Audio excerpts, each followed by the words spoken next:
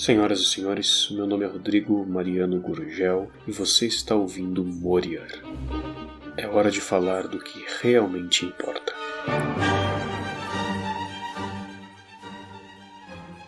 Senhoras e senhores, louvado seja nosso Senhor Jesus Cristo. Como estamos? Tudo bem? Passaram bem a semana?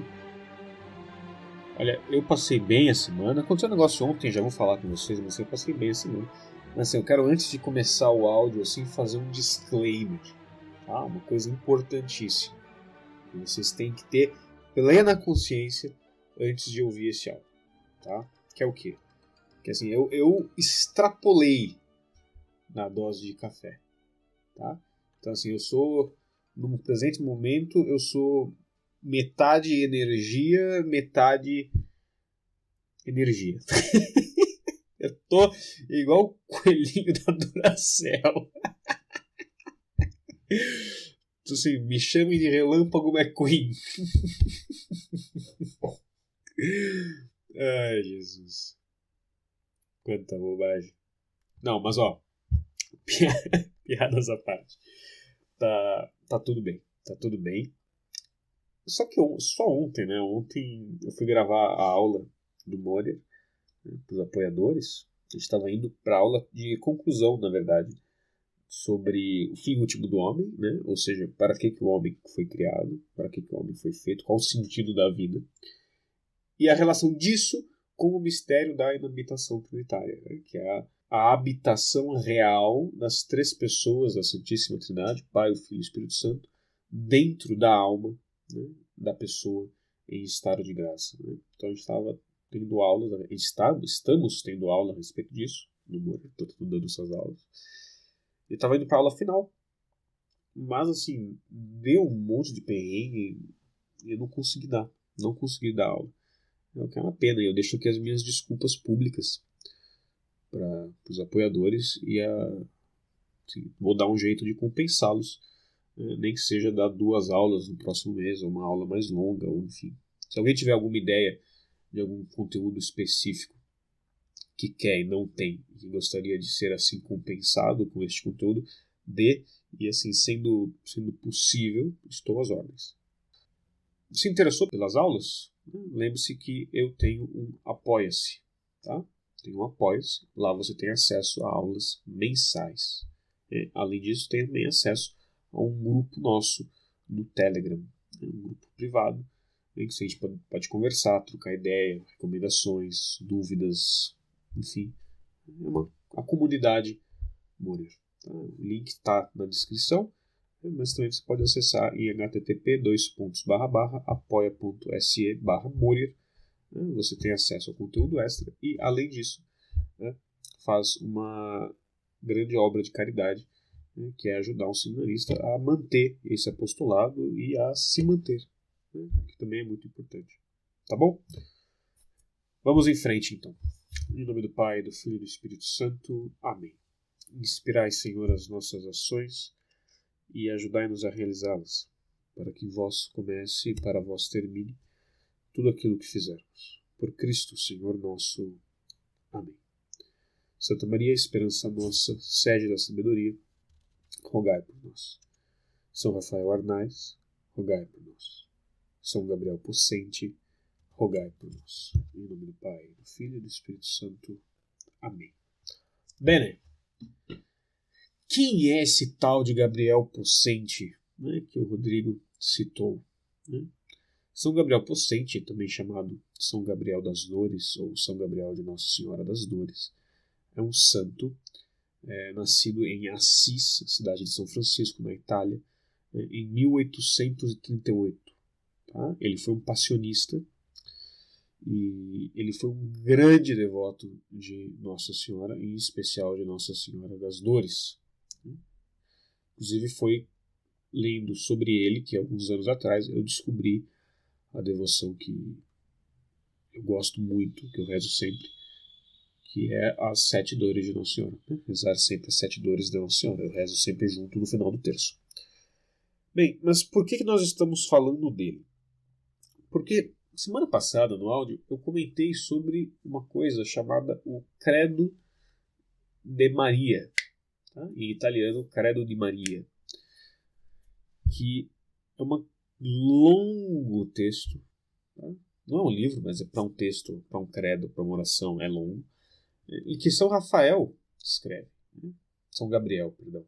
São Gabriel Possente escreve, e ele vai recitando durante esse credo várias das verdades e várias das coisas que os santos já disseram sobre Nossa Senhora durante, né, esses 1800 anos que se passaram ali de cristianismo até o nascimento dele. E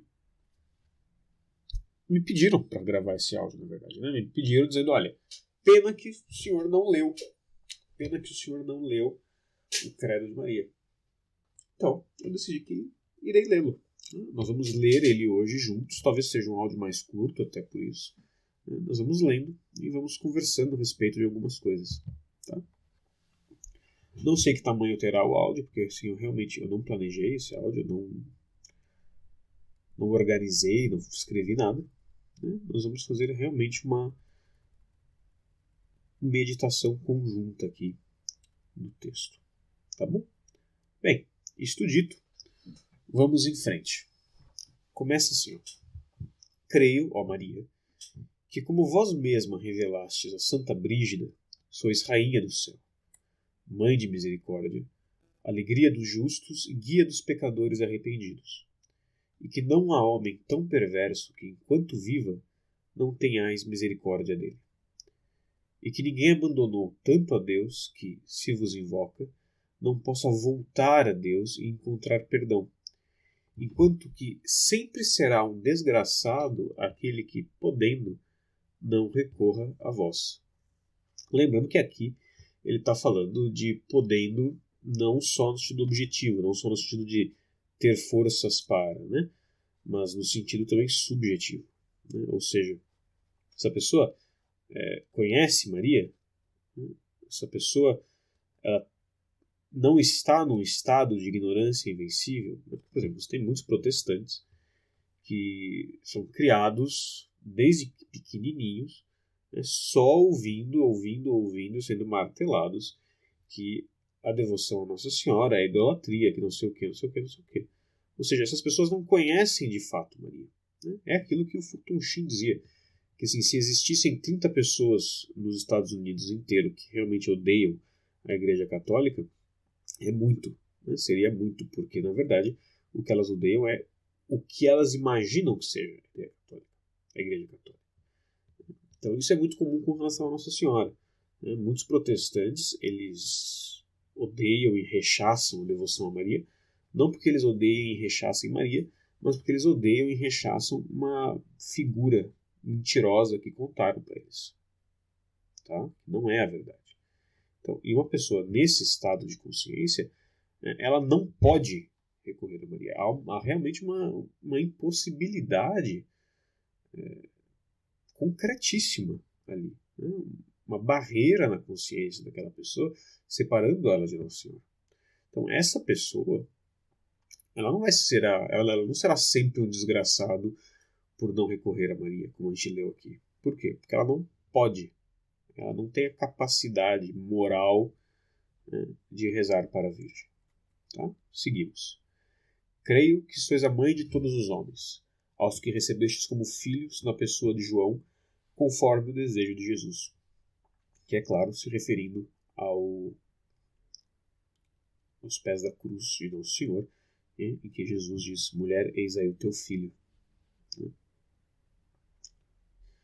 Creio que sois, como declarastes a Santa Brígida, a mãe dos pecadores que querem corrigir-se, e que intercedeis por toda a alma pecadora ante o trono de Deus, dizendo, tende compaixão de mim. Isso é uma coisa muito boa da gente meditar, né?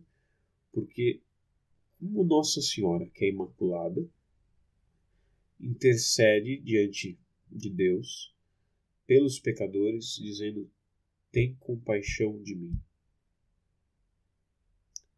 Porque a compaixão é dela e não dos pecadores? A mim, assim, lendo agora, no primeiro momento, é como se Maria de tal forma recobrisse e protegesse os pecadores, né? Aqueles que querem corrigir-se, né? Aqueles que buscam a conversão, aqueles que buscam ela. Ela de tal forma os recobre, de tal forma os protege, que é como se ela escondesse eles dentro de si, né? Como uma mãe que esconde os pintinhos embaixo das asas, né? E ela olha para Deus e ela diz: olha a dor que me causa isso. O meu coração como dói por esses pobres pecadores que querem se corrigir e não conseguem. Tem piedade de mim. Por amor a mim, né? Ajude-os. Né? Bem que uma coisa materna mesmo. Seguindo. Creio que sois nossa vida. Unindo-me a Santo Agostinho, vos aclamarei como a única esperança dos pecadores depois de Deus. Creio que estais, como vos vi a Santa Gertrudes, com um manto aberto, e que sob ele se refugiam muitas feras, leões, ursos, tigres, etc., e que vós, em lugar de espantá-las, as acolheis com piedade e ternura. Veja, né? Essa imagem dos pagãos como animais é uma coisa muito comum na Sagrada Escritura. Né? Inclusive comum nas visões. Mas note que aqui não são só animais, são animais perigosos, são animais selvagens, são animais ferozes. Né? Então pense que aqui o que está dizendo é que Nossa Senhora não acolhe e não se refugia nela somente os pecadores doces e mansos que buscam se converter, não, mas que ela busca acolher inclusive os pecadores que são maus, os pecadores que têm ódio, os pecadores que atacam, os pecadores que ferem. Creio que através de vós nós recebemos o dom da perseverança. Se vos sigo, não me desencaminharei. Se acudo a vós, não me desesperarei. Se vós me sustentais, não cairei. Se vós me protegeis, não temerei. Se vos sigo a vós, não me cansarei. Se vos alcanço, me recebereis com amor. Creio que vós sois o sopro vivificante dos cristãos, seu auxílio e seu refúgio, especialmente na hora da morte, como dissestes a Santa Brígida, pois não é costume vosso abandonar a vossos devotos na hora da morte, como assegurastes a São João de Deus. Não só não é costume de Nossa Senhora, né, como nós pedimos para isso cada vez que rezamos Ave Maria, né? Agora e na hora de nossa morte. Amém. Inclusive, uma das promessas de Nossa Senhora das Dores, que é uma promessa impressionante, mas isso não quer dizer nada, porque a maioria das promessas que Nossa Senhora faz são impressionantes, né? É que aqueles que todos os dias rezarem ao menos uma Ave Maria em memória de cada uma das suas dores, né, ela assistirá visivelmente na hora da morte. Ou seja, ela está prometendo ali que não só ela virá ao auxílio desses pecadores, né, mas que ela os assistirá visivelmente, ou seja, que eles verão o rosto de sua mãe na hora final, nem que seja no último momento. E isso é uma coisa linda, porque, veja, a graça da perseverança final é uma graça toda especial. É uma graça separada da graça de viver a nossa vida em estado de graça. Por quê? Porque naquele último instante de vida, né, há sempre o risco de se pecar por desespero. A agonia final é um momento muito temeroso, é um momento muito difícil, é um momento que os próprios demônios avançam sobre a alma. Por isso que, inclusive, isso é por isso que a gente tem que sempre pedir a graça da perseverança final. E por isso que o sacramento não são dos enfermos, esse é um dos motivos pelos quais o sacramento não são dos enfermos é tão importante. Por isso que nós pedimos o auxílio de Nossa Senhora constantemente na hora de nossa morte, na Ave Maria, E por isso que essa promessa é uma coisa tão impressionante. Porque se você está visivelmente vendo Maria na hora da sua morte, a chance de que você vai desesperar da salvação e que vai perder a graça ali, abandonar, trair a Deus por medo ali naquela última hora é minúsculo. É praticamente inexistente. Como trair a Deus diante de Maria, né? Diante da Virgem? Como? Isso é impensável. Creio que vós sois a esperança de todos, sobretudo dos pecadores. Vós sois a cidade de refúgio, em particular dos que carecem de ajuda e socorro. Creio que sois a protetora dos condenados, ou seja, que protege os que ninguém protege. A esperança dos desesperados, ou seja, é uma tábua de salvação para aqueles que já não veem salvação nenhuma. E como ouviu Santa Brígida, que Jesus vos dizia, até para o próprio demônio obterias misericórdia, se humildemente vos-la pedisse. Claro, é impossível que o demônio se arrependa, é impossível que o demônio peça misericórdia, mas assim, Maria é tão misericordiosa, tão doce, tão caridosa, que se a criatura mais maléfica que existe, que é Satanás, pudesse pedir misericórdia, ela conseguiria misericórdia da parte de Deus para ele. Vós não rejeitais a nenhum pecador, por carregado de penas que se encontre, se recorre à vossa misericórdia. Vós, com vossa mão maternal, o tiraríeis do abismo do desespero, como diz São Bernardo. Creio que vós ajudais a quantos vos invocam e que mais solícitas sois para alcançar-nos graças que nós para vos pedi-las. Ou seja, por mais que nós queiramos pedir graças de Nossa Senhora, quanto mais graças nós possamos querer, quanto mais nós podemos ansiar para pedir coisas para ela, ela mais quer nos dar do que nós queremos pedir. Ela nos ama tanto que ela toma a iniciativa, né? Ela vem a nós. Ela faz como fez ali com Santa Isabel. Né? Ela levanta e vai. Ela levanta e vem até nós, antes que nós a chamemos. Porque ela é mais solícita para conseguir da parte de Deus essas graças para nós, né, do que nós para pedi-las. Ou seja, enquanto a gente ainda está hesitando em pedir, pensando se deve, não sei o que, Maria já está intercedendo. Que é uma coisa que também fica muito visível ali no milagre das bodas de Caná. Né? Assim, ninguém pediu para ela resolver o negócio do vinho. Né? Nem Jesus demonstra que estava muito afim. Mas ela já toma a frente, já vai, já resolve, não sei o quê.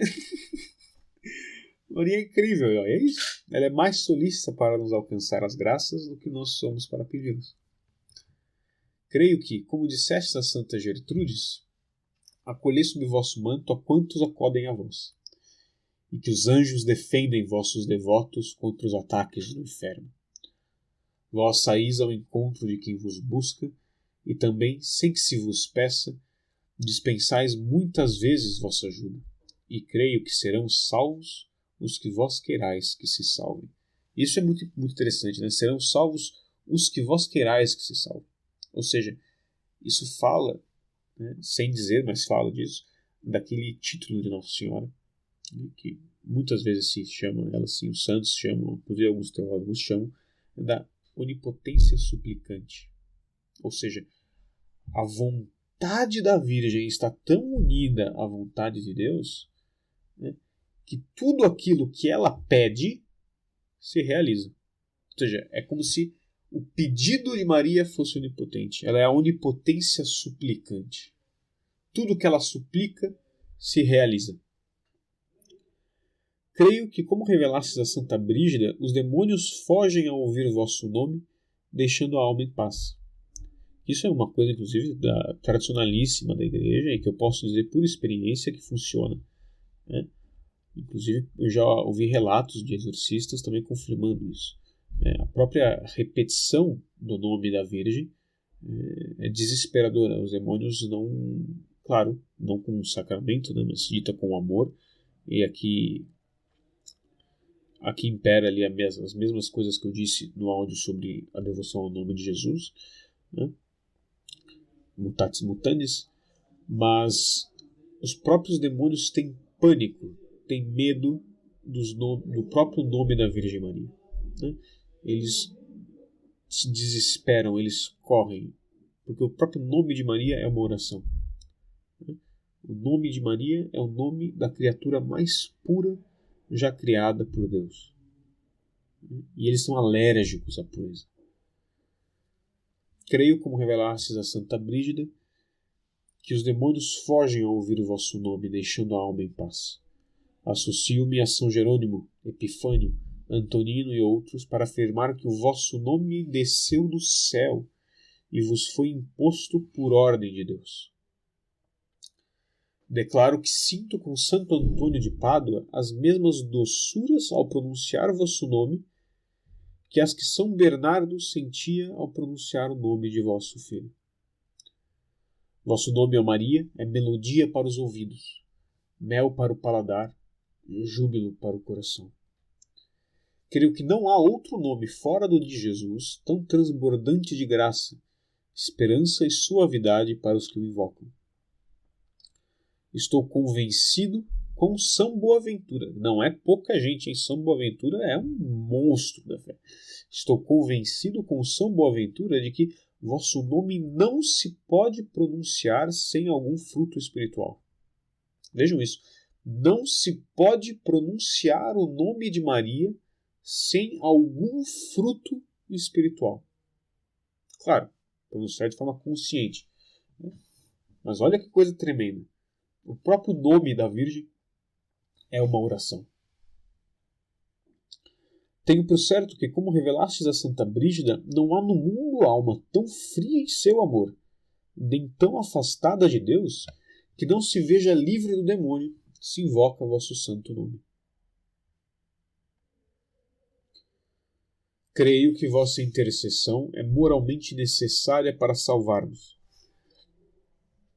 e que todas as graças que Deus dispensa aos homens passam por vossas mãos, e que todas as misericórdias divinas se dão por mediação vossa, e que ninguém pode entrar no céu sem passar por vós, que sois a porta. Isso aqui se refere ao quê? Inclusive a próxima frase também vai se referir a isso. Se refere ao fato, né, de que Maria é a medianeira de todas as graças. Tá? Que também é um fato que se relaciona muito estreitamente com a corredenção da Virgem Maria. Tá? Tudo bem. Tanto o título de medianeira de todas as graças quanto o título de corredentora, tá, eles não são dogmáticos. Ou seja, nunca foi pronunciado um dogma expresso com relação a isso. Porém, a gente tem isso presente na tradição, presente no consenso dos teólogos, tá? Presente inclusive em documentos papais antigos. Por exemplo, Bento XV fala claramente da corredenção de Maria como se fosse um fato, né? Uma corredenção especialíssima, e é claro, inferior à redenção de Cristo, obviamente, né? Mas que há uma participação dela ali muito íntima, né? Isso quer dizer o quê? Isso quer dizer que da mesma forma que Cristo, resumindo muito, da mesma forma que Cristo, Deus, quis vir até nós por meio da Virgem, né? Quis receber a natureza humana dele da Virgem, tudo aquilo que vem até nós da parte de Deus, de alguma forma passa por ela. E o contrário também. Tudo aquilo que nós fazemos que vai até Deus, passa pela Virgem. Quer nós queiramos, quer não. Quer nós tenhamos consciência disso, quer não. Lembre-se que tem o título dela que nós rezamos na ladainha de Nossa Senhora, né? Porta do céu. O que isso quer dizer? Tudo aquilo que sai do céu e tudo aquilo que entra no céu tem que passar por ela. Seguimos. Creio que vossa intercessão é não somente útil, mas moralmente necessária. Foi o que nós dissemos. Creio que vós sois a cooperadora de nossa justificação, a reparadora dos homens, corredentora de todo o mundo. daria sim para fazer um áudio inteiro só falando sobre a corredenção de Maria. Né? Não só sobre a corredenção de Maria, mas sobre o nosso papel. Porque nós também somos corredentores sob certo aspecto. Né? É aquilo que São Paulo diz. Completo na minha carne o que falta aos sofrimentos de Cristo. Isso é um ato de corredenção. Agora, tem a nossa corredenção e tem a corredenção da Virgem Maria, que é especialíssima e singular e incomparável. Creio que quantos não recorram a vós como arca de salvação, perecerão no tempestuoso mar deste mundo. Ninguém se salvará sem vossa ajuda. Isso é impressionante, né? Isso é impressionante. Claro, né? Lembre-se do que tudo tem que ser entendido dentro de um contexto. Né? Ali, logo no início do credo, ele fala: quais que são os que perecerão sem a ajuda de Maria? Aqueles que poderiam recorrer a ela. Os que estão impossibilitados, não tem como. Né? Aí a gente conta com a onisciência divina, que talvez faça cálculos, como caso conhecesse, ele teria. E aí, Deus tem essas coisas. Deus sabe de tudo. Não há injustiça em Deus. Né? Se a gente fosse levar isso aqui ipsis literis, né, literalmente, o que aconteceria? Bem, os povos, por exemplo, não catequizados, iriam todos para o inferno. Né? Todos para o inferno. Porque, bem, a existência de Deus é coisa a qual se pode chegar com o uso da razão. Né? Maria, a existência da Virgem Maria, né, a Virgem Imaculada que deu a luz ao Deus feito homem, é revelação. Não se chega a isso com a luz da razão sozinha. Né? Sem ser por uma revelação especialíssima da parte de Deus. Então, vejam como a gente não pode levar literalmente. Tem que ser entendido dentro do contexto do que está dito aqui. Tá? Ninguém se salvará sem a vossa ajuda. Isso é o que nós falamos ali em cima, quanto à corredenção e à mediação de todas as graças. Creio que Deus estabeleceu não conceder graça alguma, a não ser por vosso conduto. Que nossa salvação está em vossas mãos, que quem pretende obter graça de Deus sem recorrer a vós, pretende voar sem asas. Creio que quem não é socorrido por vós, recorre em vão aos demais santos. Isso é muito legal. Creio que quem não é socorrido por vós, recorre em vão aos demais santos. O que eles podem convosco, vós podeis sem eles. Se vós calais, nenhum santo intercederá. Se vós intercedeis, todos os santos se unirão a vós. Proclamo-vos com Santo Tomás como a única esperança de minha vida. E creio com Santo Agostinho que somente vós sois solícita por nossa eterna salvação. Creio que sois a tesoureira de Jesus e que ninguém recebe nada de Deus senão por vossa mediação. Encontrando a vós, encontra-se todo o bem. Que é outra forma de dizer que encontrando Maria, encontra-se o próprio Deus, encontra-se Jesus. Creio que um só de vossos suspiros vale mais que todos os rogos dos santos, e que sois capaz de salvar a todos os homens. Claro, salvar levando-os a Cristo. Entendam bem as coisas. Creio que sois advogada tão piedosa que não rejeitais defender aos mais infelizes. Confesso com Santo André de Creta que sois a reconciliadora celestial dos homens. Creio que sois a pacificadora entre Deus e os homens e que sois o chamariz divino para atrair os pecadores ao arrependimento, como Deus mesmo revelou a Santa Catarina de Sena. Ou seja, que diante da bondade, diante da misericórdia, diante de todo o mistério da pureza exemplar da Virgem Maria, ela move ativamente os pecadores que dela se aproximam a uma profunda contrição. Como o imã atrai o ferro, assim atraís vós aos pecadores, como assegurastes a Santa Brígida. Vós sois toda olhos e toda coração para ver nossas misérias, compadecer-se de nós e socorrer-nos. Chamar-vos-ei, pois, com Santo Epifânio, a cheia de olhos, e isto confirma aquela visão de Santa Brígida, na qual Jesus lhe disse: Pedi-me, mãe, o que quiserdes.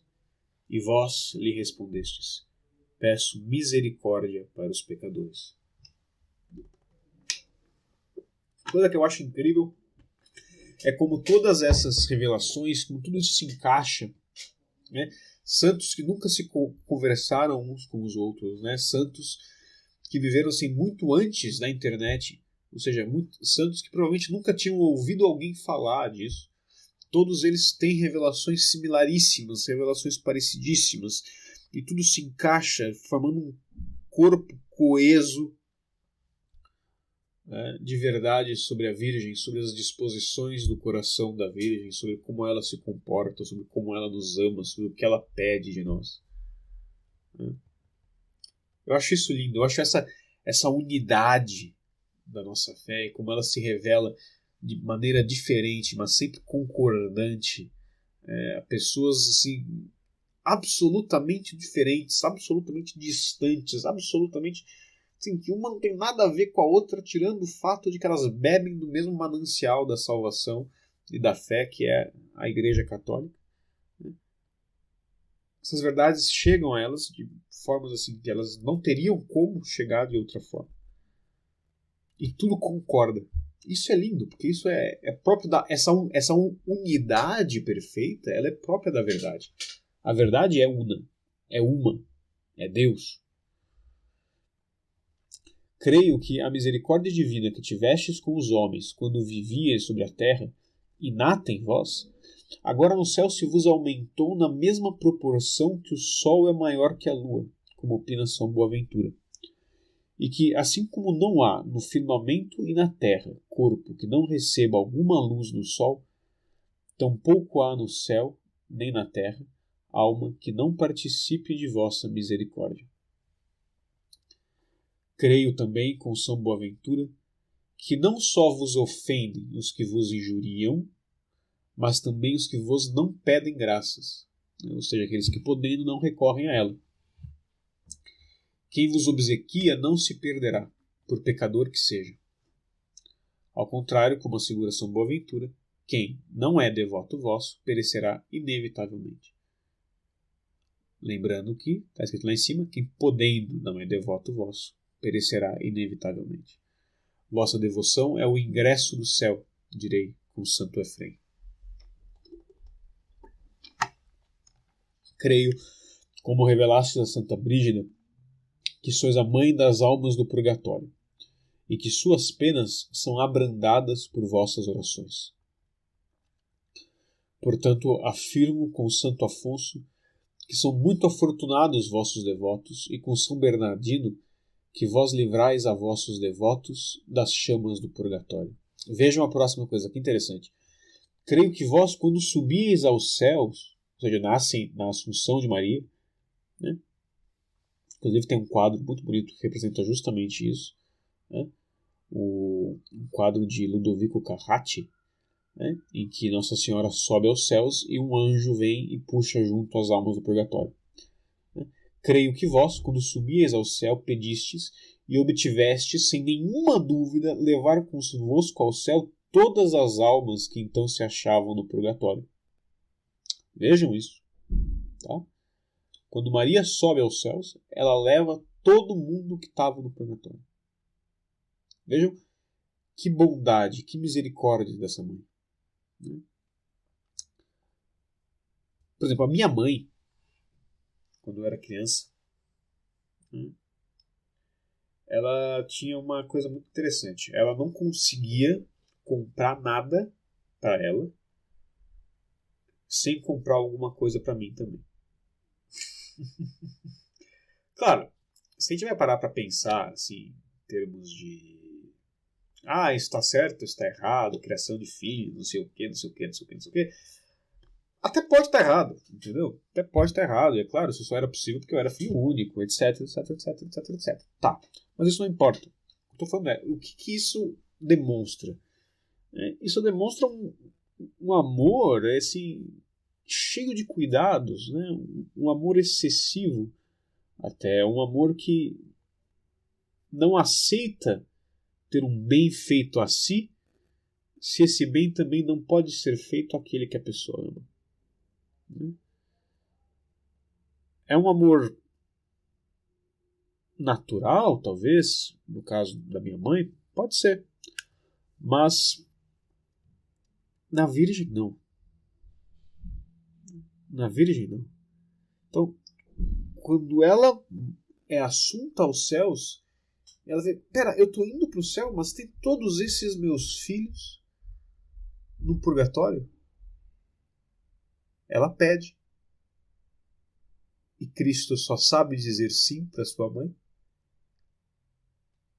E ela envia os anjos e eles trazem todas as almas agarradas na barra da saia dela para o céu, junto dela. E ela continua fazendo isso, porque é o que diz aqui o seguinte, ele diz, creio também que como prometestes ao Papa João 22, livrais do purgatório no sábado seguinte à sua morte aos que portarem vosso escapulário do Carmo. Mas vosso poder vai introduzindo no céu a quantos queirais. Por vós se enche o céu e fica vazio o inferno. Bom, vamos por partes. Né?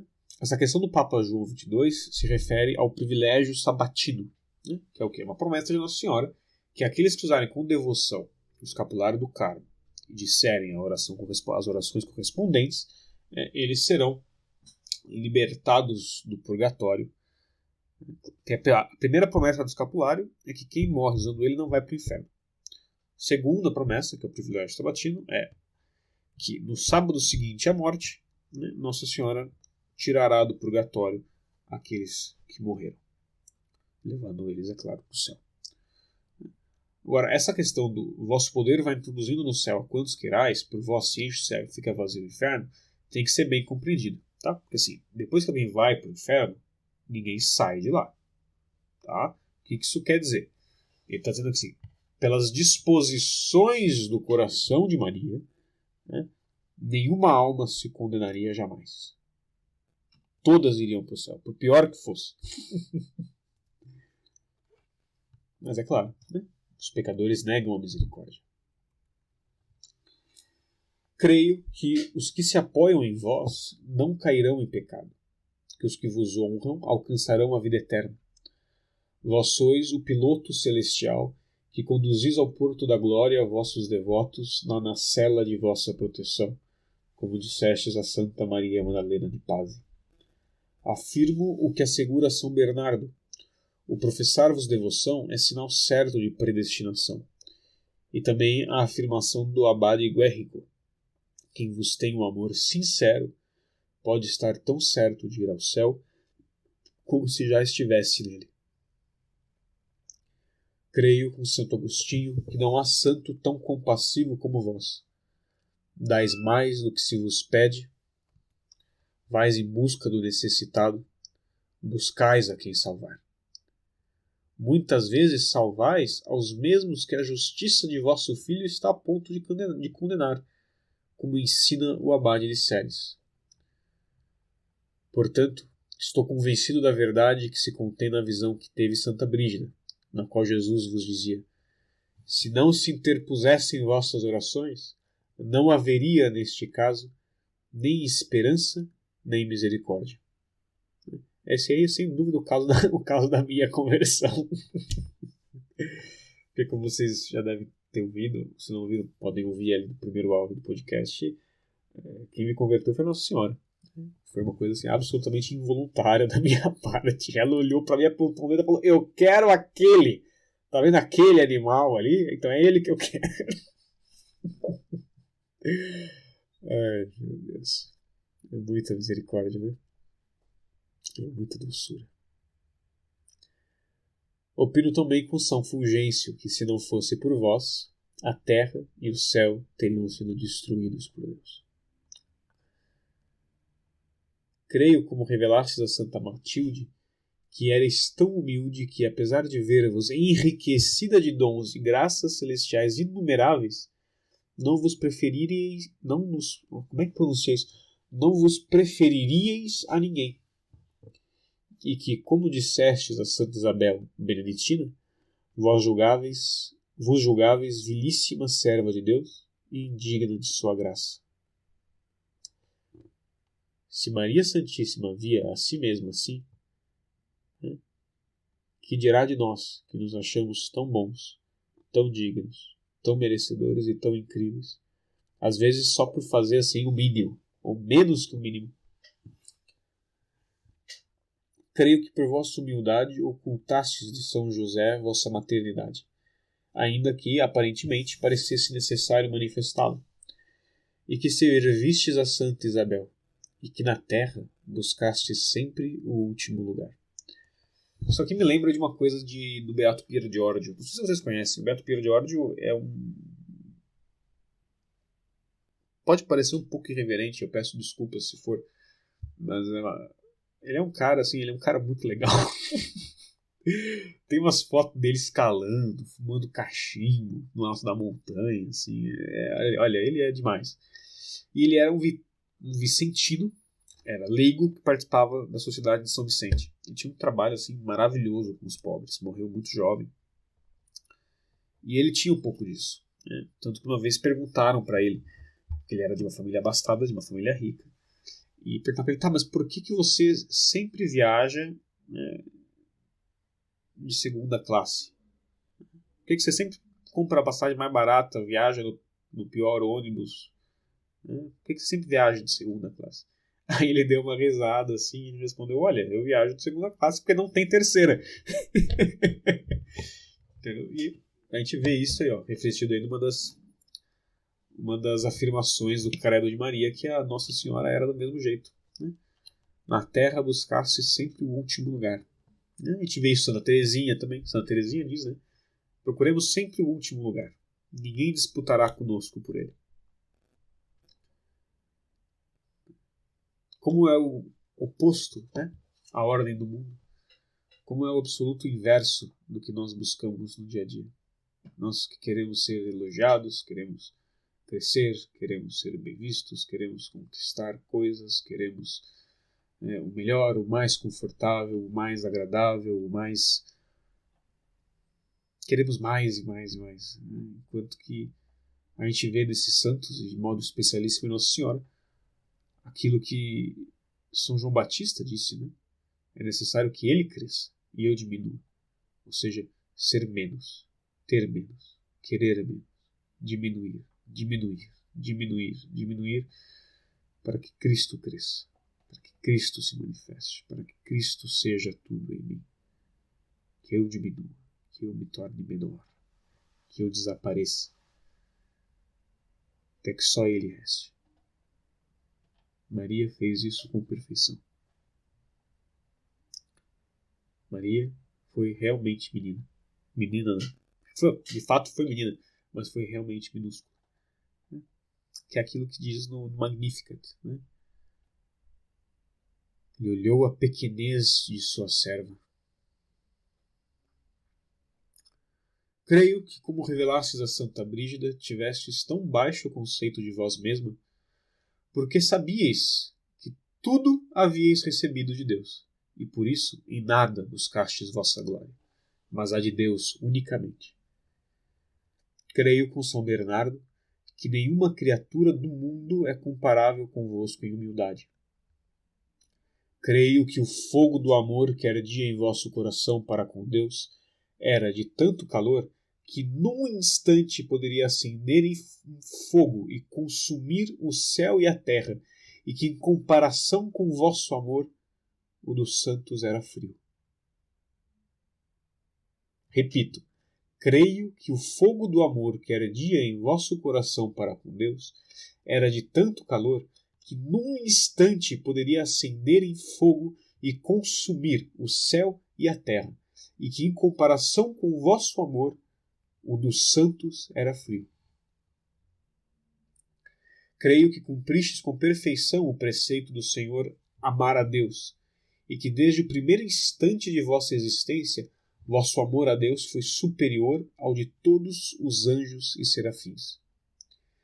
Creio que devido a este intenso amor vosso a Deus, jamais foste tentada, e que nunca tivestes um só pensamento que não fosse para Deus, nem dissestes palavra que não fosse dirigida a Deus.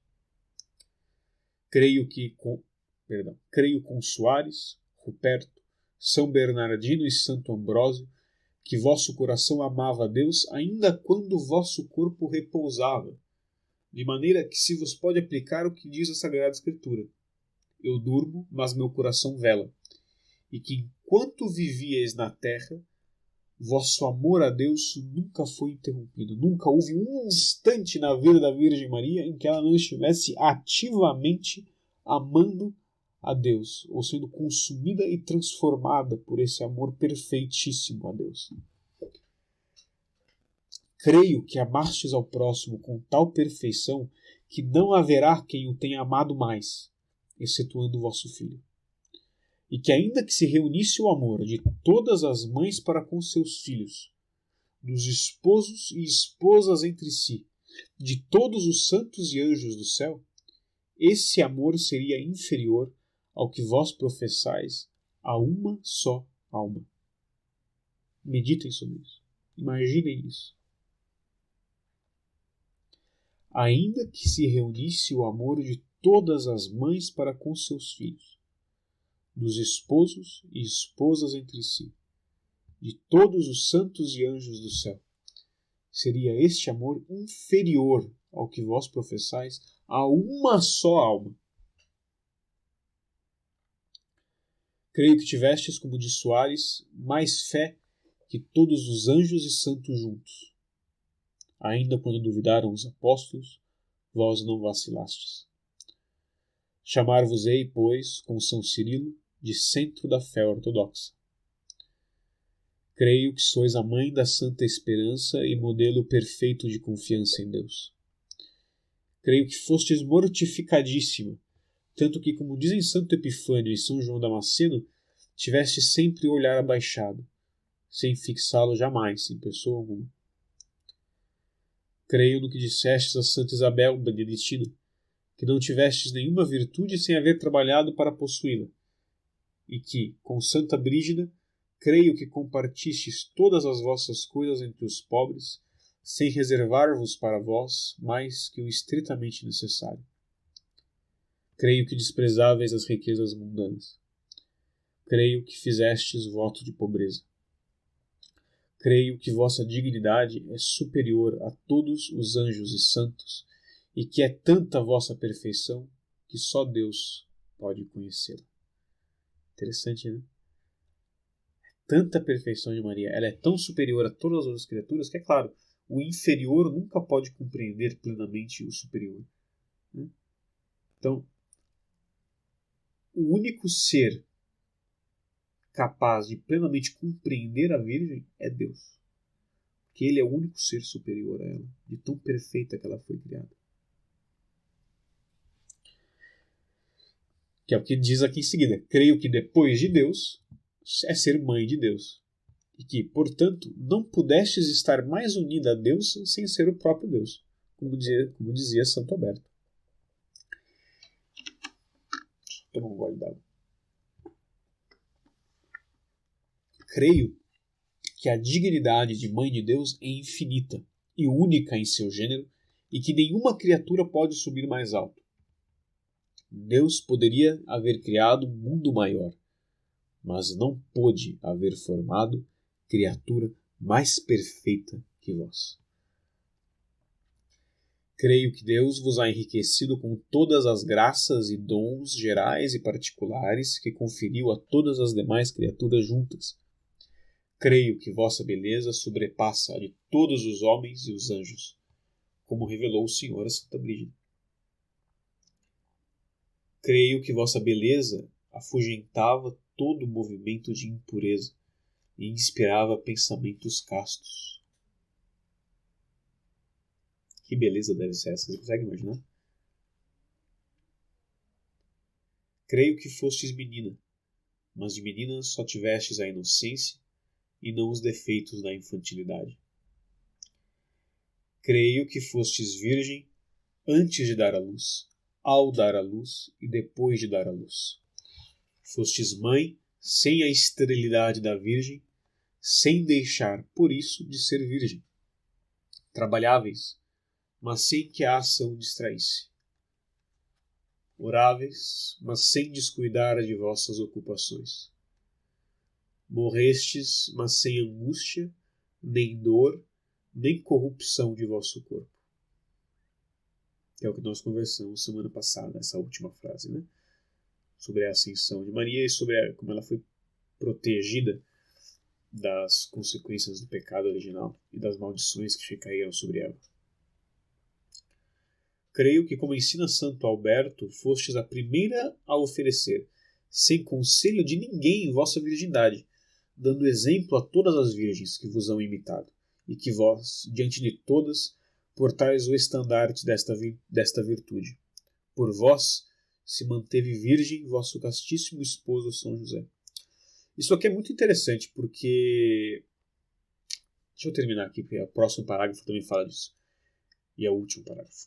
Creio também que estavais resolvida a renunciar à dignidade de Mãe de Deus antes que perder vossa virgindade. Direi com o beato Alano que praticar a devoção de saudar-te sempre com a Ave Maria, com o Rosário, é um magnífico sinal de predestinação para a glória. Bem, aquilo é muito interessante, aquela questão da virgindade, porque dentre os judeus não tinha o menor sentido uma mulher querer se manter virgem. Tá? E faz parte da nossa tradição, uma coisa que nós sabemos, que nós temos certeza, que Maria decidiu preservar-se virgem por amor a Deus desde a mais tenra idade. Tá?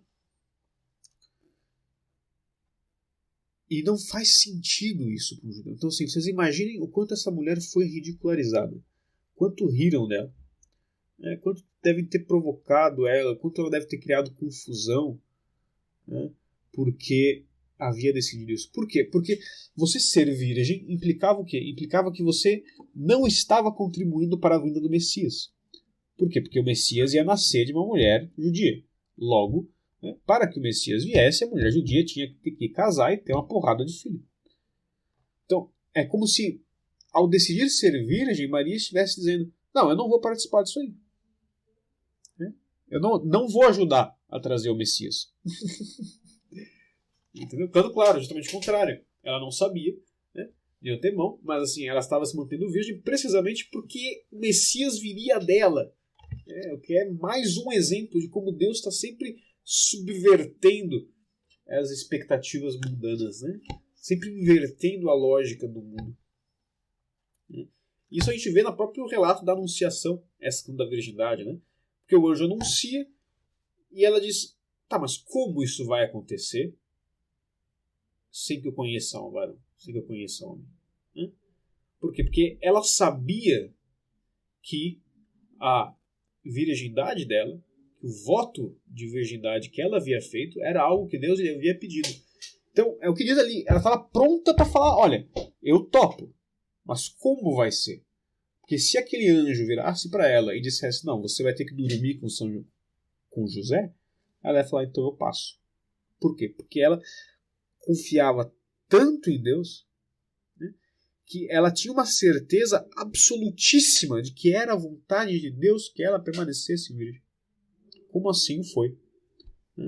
É absolutamente maravilhoso. É absolutamente maravilhoso. Eu fico assim embasbacado. Esse Credo de Maria é uma coisa que assim, fazia muito tempo que eu não li. É uma coisa assim que me deixa deslumbrado, sabe? Me deixa de queixo aberto. Nossa Senhora é um manancial de beleza e de mistérios, que é uma coisa assim inesgotável. É aquilo que a gente conversava no áudio passado, né? De Maria nunquam satis. Nunca se fala o suficiente da Virgem. Nunca. Mas bem, vamos ficando por aqui então, né? Porque eu achei que ia ser um áudio curto, mas já vai 55 minutos. Então, glória ao Pai, ao Filho e ao Espírito Santo, assim como era no princípio, agora e sempre, por todos os séculos dos séculos. Amém. Em nome do Pai, do Filho e do Espírito Santo. Amém.